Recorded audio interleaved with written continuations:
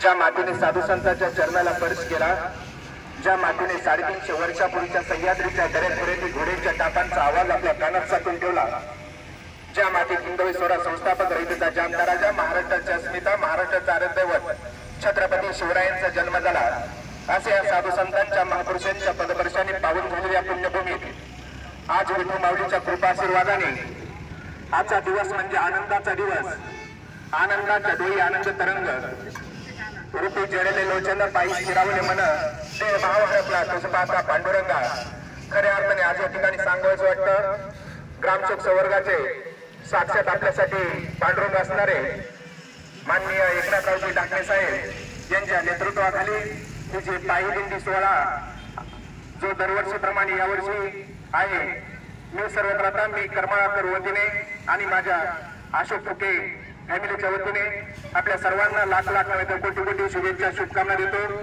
धन्यवाद.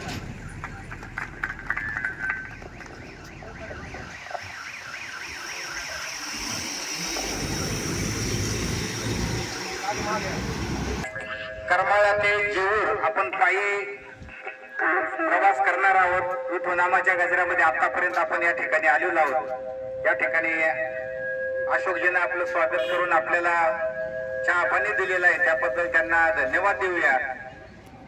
आपल्या ग्रामसेवक दिंडीला प्रबोधन दिंडीला कुठेही अडचण येत नाही, कारण की प्रत्येक गावात आपले सभासद कार्यकर्ते विखुरलेले आहेत आणि त्याची ही पावती आहे.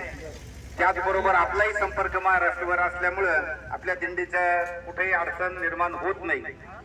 तसेच आता आपण 10 ते 12 किलोमीटर जेऊर अद्याप पाहायचं बाकी असेल. साधारण आता 10:30 वाजलेले, 8:30ला निघालो, आपण 2 तास झालेले आहेत. अजून 2 तास पायी प्रवास आपल्याला करायचा आहे आणि त्या ठिकाणी आपल्याला महाप्रसादाचं विश्रामगृहामध्ये जेवण ठेवलेलं आहे आणि त्यानंतर आपण पंढरपूरकडे प्रस्थान करणार आहोत. याची सर्व ग्रामसेवक सेवेकरी वारकरी यांनी नोंद घ्यायची आहे.